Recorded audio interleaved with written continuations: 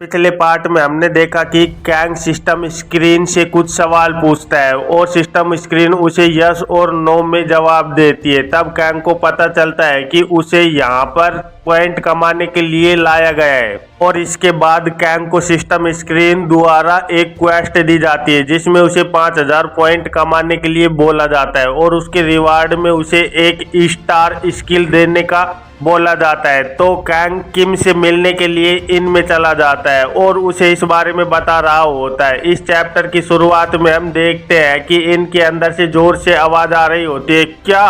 फिर हमें इनके अंदर का सीन दिखाया जाता है जहाँ पर किम कैंग से पूछ रहा होता है क्या ये सब कुछ सच है, क्या हमें यहाँ पर पृथ्वी से सिर्फ पॉइंट कमाने के लिए लाया गया है। तो कैंग उसे हाँ में जवाब देता है। ये सुनकर किम कहने लगता है इसका मतलब ये है कि हम यहाँ पर स्लेव की तरह काम करने वाले हैं, लेकिन फिर भी भगवान का शुक्र है कि आखिरकार हमें इतना तो पता चला और अब हमारे पास एक रास्ता है घर वापस जाने का। और किम ये बोलते हुए बहुत तेज रो रहा होता है और कैंग को पकड़ रखा होता है। तो कैंग उसे चुप करते हुए कहने लगता है चुप हो जा, पहले मेरी बात सुन। मैं श्योर हूँ कि तुझे अब पता है कि आगे क्या करना है, इसीलिए अब मैं और भी ज्यादा पॉइंट को ग्राइंड करने वाला हूँ, इसीलिए अब मुझे और भी ज्यादा मेहनत करनी होगी। ये सुनकर किम कहने लगता है लेकिन तुम्हारे लिए तो पॉइंट कमाना बहुत ही ज्यादा ट्रिकी होने वाला है। तो कैंग बताने लगता है हाँ मुझे पॉइंट मिलते हैं जब मैं किसी के घाव को ठीक करता हूँ, लेकिन पहले मैं किसी को भी ऐसे ही हिट कर हील नहीं कर सकता और खुद के ऊपर चोट लगाकर उसे हील करना भी इस पॉइंट सिस्टम में काउंट नहीं होता, लेकिन जब मैं किसी पार्टी मेंबर को हील करता हूँ तो ये जरूर काउंट होता है। इसीलिए मैं अपने साथियों को हील कर आराम से बहुत सारे पॉइंट कमा सकता हूँ। तो ये सुनकर किम पूछने लगता है तो फिर तुम अब मुझसे क्या चाहते हो। तो कैंग अपना एक हाथ किम की ओर बढ़ाते हुए कहने लगता है किम प्लीज हेल्प मी, क्योंकि इस वक्त मुझे एक टेम्परेरी पार्टी की जरूरत है और इसमें मेरा पार्टनर एक डायमेंशन ट्रेवलर होना बहुत ही ज्यादा अच्छी बात है क्योंकि उसे सिस्टम स्क्रीन के बारे में सब कुछ पता है। और फिर किम को देखकर सोचने लगता है और सारे के सारे डायमेंशन ट्रेवलर्स में से जिस पर मैं थोड़ा बहुत विश्वास कर सकता हूँ वो किम है, इसीलिए मुझे इससे ज्यादा अच्छी चॉइस और कोई भी नहीं मिली। ये सब सुनकर किम भी कैंग की बात को मान लेता है और कहने लगता है श्योर, मैं तुम्हारी इस बात के लिए तुम्हारा पार्टनर बनने के लिए तैयार हूँ।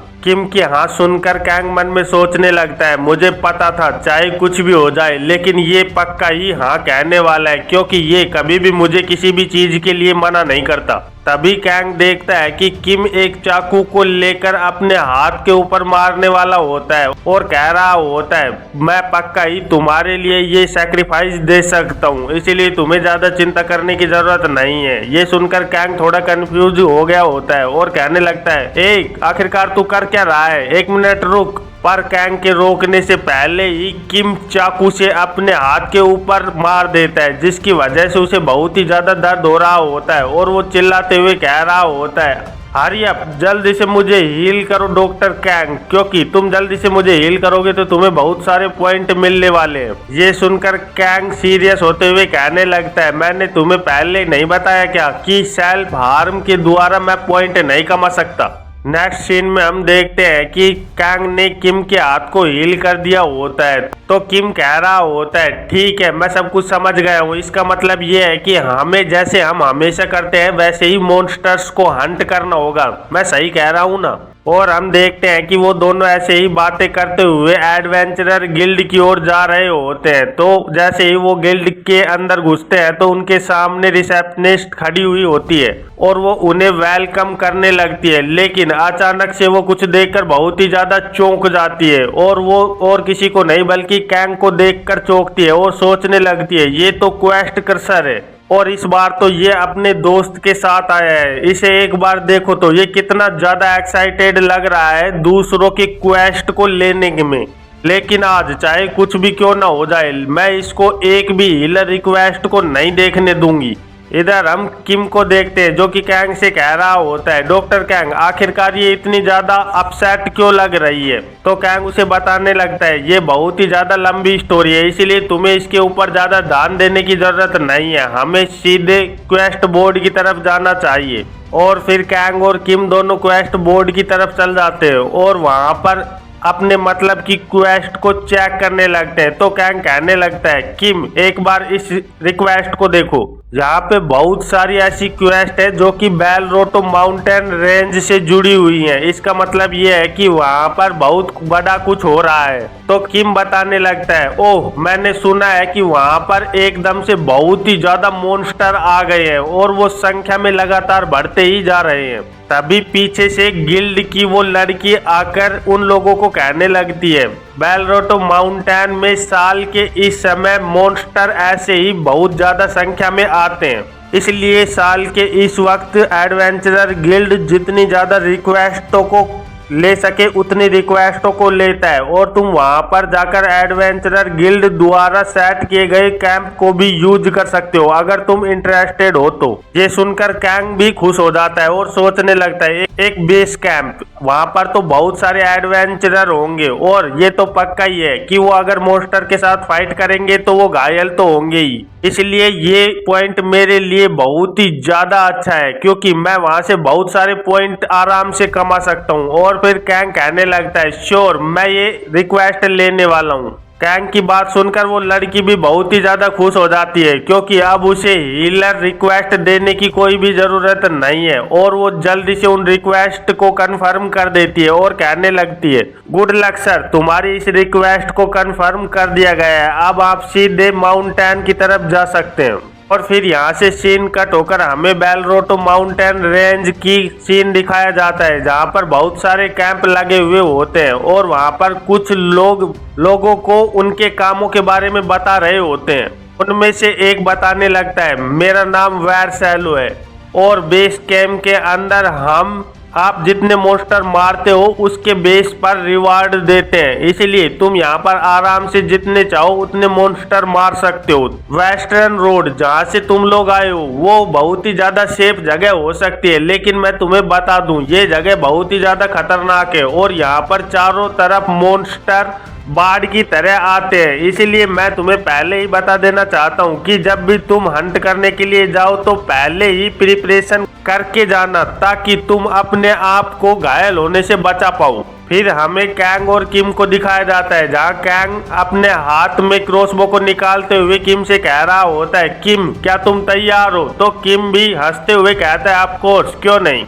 और हम देखते हैं कि उनके सामने की जमीन अचानक से थरथराने लगती है और उसके अंदर से बहुत सारे मोल बाहर निकलकर उनके ऊपर अटैक करने लगते हैं। तो उन्हें देखते हुए कैंग कहने लगता है मैंने इनके बारे में सुना है, ये तो आयरन मोल है, हमने तो कैंप से सिर्फ एक कदम बाहर निकाला था लेकिन ये तो बाढ़ की तरह हमारे ऊपर अटैक करने के लिए आ रहे हैं। और कैंग जल्दी से अपनी उस क्रॉसबो को फेरा कनेक्शन पाउच के साथ जोड़ लेता है जिसकी वजह से उसकी क्रॉसबो के अंदर रॉक एरो बनने लगती है और उन रॉक एरो की मदद से कैंग बड़ी ही आराम से एक एक कर स्टील मोल्स को मार रहा होता है जो कि उसके लिए अब बहुत ही ज्यादा आसान काम हो गया होता है क्योंकि वो क्रॉसबो की मदद से बड़े आराम से 3-3 फायर कर रहा होता है। और कैंग अपनी क्रॉसबो को देखकर सोचने लगता है ये इस स्किल के लिए बहुत ही ज्यादा अच्छी चीज है क्योंकि मुझे बार बार क्रॉसबो के अंदर एक एक कर एरो को फिल नहीं करना पड़ता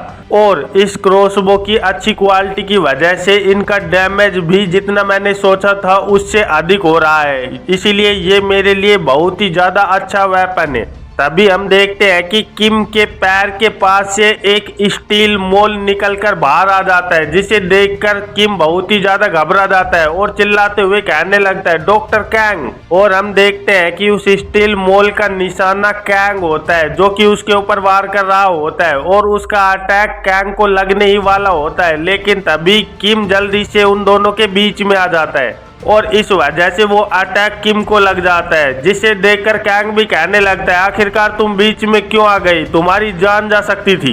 ये सुनकर किम कहने लगता है तुम्हें मेरे बारे में ज्यादा चिंता करने की जरूरत नहीं है, इसलिए अपनी हंटिंग को कंटिन्यू करो। लेकिन कैंग जल्दी से अपने फेया कनेक्शन पाउच के अंदर स्मॉल हेल्थ पोशन एरो को बनाने लगता है और वो जल्दी से 4 एरो किम को हिट कर देता है। तो कैंग को ऐसा करते हुए देखकर किम भी घबरा जाता है और कहने लगता है क्या तुमने अभी मेरे को एरो से हिट किया?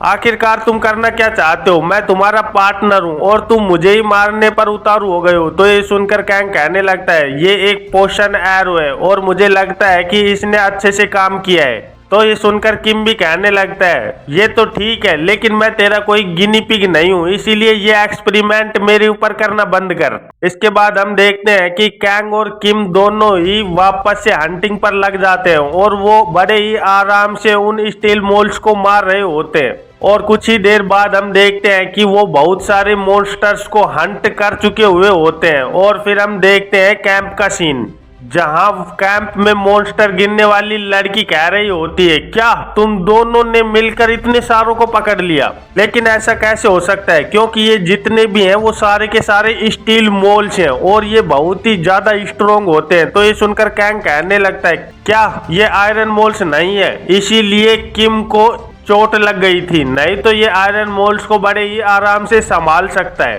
फिर वो कैंप वाला लड़का कहने लगता है हम तुम्हारे बैलेंस को अभी कैलकुलेट कर लेते हैं, इसलिए तुम थोड़ी देर यहाँ पर इंतजार करो और तुम और भी जो तुम्हारा काम है वो तुम कर सकते हो। और फिर हम देखते हैं कि कैंग और किम को देखते हुए आसपास में बातें होने लगती हैं कि वाओ इन लोगों ने इतनी जल्दी इतने क्विक मॉन्स्टर्स को पकड़ लिया, आखिरकार इन्होंने कितनों को पकड़ा है, ये है कौन? ये पक्का ही कोई नॉर्मल एडवेंचरर तो नहीं है, इतना तो मैं इन्हें देखकर ही बता सकता हूँ। लेकिन अगर हम इनकी स्किल्स की बात करना बंद करें तो इसके चेहरे पर देखो, इसके ऊपर एक बैंडेज लगी हुई है, इसका मतलब ये है कि इनके पास इतने पैसे भी नहीं है कि ये एक हीलर को हायर कर सके। फिर यहाँ से सीन कट होकर हमें दिखाया जाता है कि कैंग और किम दोनों खाना बना रहे होते हैं और किम खाना खाते हुए बोल रहा होता है आखिरकार वो लोग ऐसा कैसे बोल सकते हैं, क्या उन्हें तुम्हारा टैलेंट नहीं दिखा? उन्हें तो ये पता भी नहीं है कि आखिरकार तुम कितने ग्रेट हीलर हो। तो कैंग कहने लगता है हमें ऐसी छोटी मोटी बातों को डील नहीं करना चाहिए, क्योंकि इसकी वजह से सिर्फ हमारी एनर्जी वेस्ट होगी और हमें अपनी एनर्जी को बचा कर रखना चाहिए। और फिर कैंग सीरियस होते हुए कहने लगता है और अब वो टाइम आ गया है। तो ये सुनते हुए किम भी थोड़ा कंफ्यूज हो जाता है और कहने लगता है क्या आखिरकार तुम किस टाइम के बारे में बात कर रहे हो? तभी हम देखते हैं कि वहां पर कैंप पर दो लोग जा रहे होते हैं और वो चिल्ला रहे होते हैं हीलर हीलर। तो कैंग उन लोगों को देखकर मुस्कुरा रहा होता है और किम भी उन्हें देखते हुए कहने लगता है इन लोगों को हीलर चाहिए, इसका मतलब ये है कि हमारा टाइम अब आ गया है। फिर कैंग उन लोगों को देखकर कहने लगता है मेरे प्यारे पेशेंट्स आखिरकार आ ही गए। और यही इस चैप्टर का अंत हो जाता है। तो फिर मिलते हैं एक नए चैप्टर में, तब तक के लिए बाय बाय।